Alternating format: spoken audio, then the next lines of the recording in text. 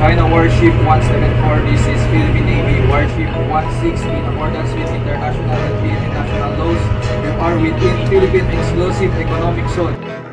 Magandang araw mga ka-aerial defense, may ibabahagi na naman ako sa inyo dahil ngayong araw na ito ay may bagay tayong pag-uusapan, dalawang barkong pandigma ng China umaligid sa mga barkong pandigma ng Pilipinas at Amerika. Pero bago tayo magpatuloy, wag mo muna kalimutan mag-like, share, and subscribe. Paki-follow at like muna ng aming page na nasa description na ang link. Dalawang Chinese warships pumasok sa Exclusive Economic Zone ng Pilipinas sa gitna ng Maritime Cooperative Activity ng Pilipinas at US Indo-Pacific Command sa West Philippine Sea.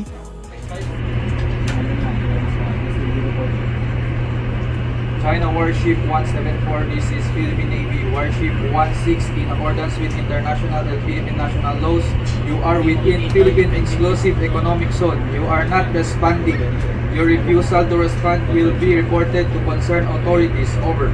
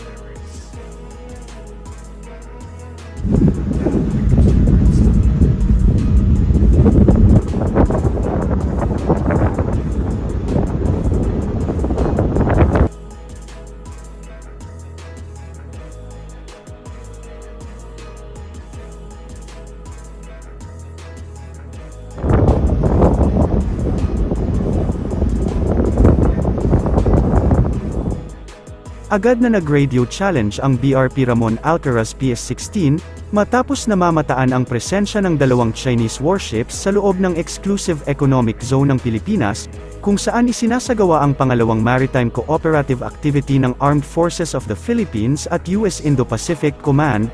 Naganap ito alas 8 ng umaga, araw ng Miyerkules, January 3, 2024, kung saan namataan ang pag-aligid ng isang Chinese Warship 174 PLAN destroyer at Chinese Warship 570 PLAN frigate. Bigo namang makatanggap ng tugon ang Philippine Navy mula sa dalawang warships, bagamat hindi naman ito nakaapekto sa maritime exercises ng Pilipinas at US. Magdamag na nagmasid ang mga barkong pandigma ng China at talagang hindi sinagot ang mga radio challenge ng Philippine Navy. Talagang nagpapakita ng hamon itong mga barkong pandigma ng China dahil hindi nila idinaytalye ang kanilang pakay doon.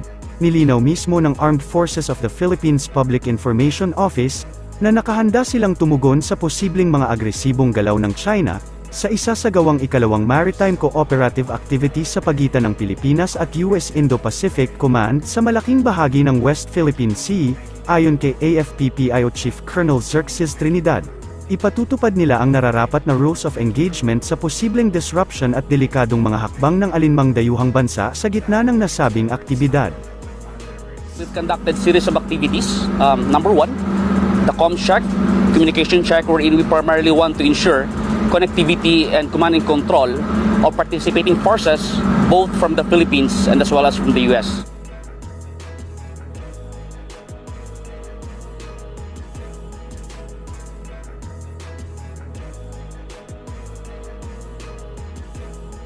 Wants to ensure seamless integration of capabilities, at the same time testing our techniques, tactics, and procedures on how to go about and address evolving threats and challenges in the maritime domain, and also as well other threats.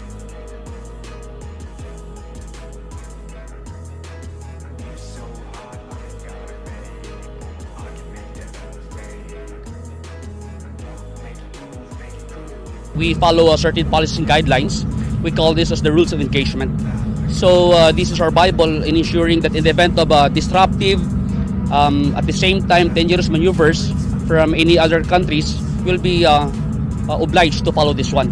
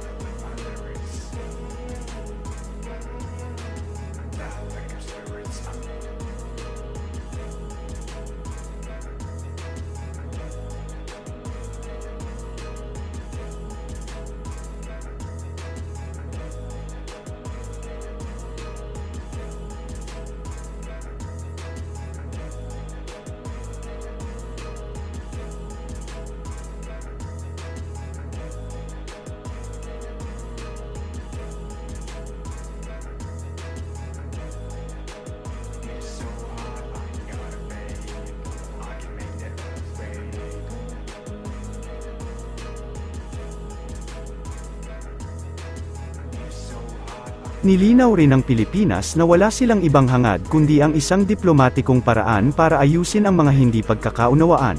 Kahapon, isinagawa ang ikalawang maritime cooperative activity ng Pilipinas at US, kung saan gagawin dito ang cross-deck exercise, gunnery exercise at division tactics, maneuvers and fixed-wing flight operations. Ang 3 days event na ito ay kinapapalooban ng arrival and departure passing exercises, communication checks, resupply at sea at cross-deck exercises, kabilang din dito ang joint patrols, gunnery exercises, officer of the watch maneuvers, at fixed-wing flight operations para sa huling araw ng aktibidad. Ang lalahok na AFP assets ay ang BRP Ramon Alcaraz PS-16, BRP Gregorio del Pilar PS-15, BRP Davao del Sur LD-602, BRP Jose Rizal FF-150, 4 na FA-50PH fighter jet, AW-109 naval helicopter, at AW-159 Wildcat anti-submarine helicopter. Habang makikiisa rin ang ilang US assets gaya ng USS Carl Vinson CVN-70 aircraft carrier, USS Princeton cruiser, 2 destroyers na USS Sterett at USS Kidd. Sa himpapawid naman ay ang MH-60S at MH-60R Seahawks, F-18 fighter jets, at F-35 stealth fighter jets. Inaasahan na magtatapos ang mga aktibidad na ito na parehong may layuning mapalakas ang ugnayan ng dalawang bansa, partikular na sa depensa nito lalo't kasalukuyang humaharap sa mga hamon ang Pilipinas sa mga pinag-aagawang teritoryo sa West Philippine Sea. Ang West Philippine Sea ay patuloy na iginigiit ng China na bahagi ito ng pag-aari ng bansa nila na pasok naman sa Exclusive Economic Zone ng Pilipinas, at ang may karapatan dito ay ang Pilipinas ayon na rin sa international law. Para sa mas madaming update tungkol sa ating defense, abangan lamang ang aking mga bagong video.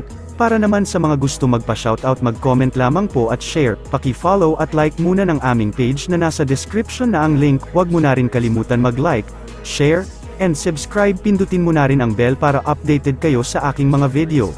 Maraming salamat po.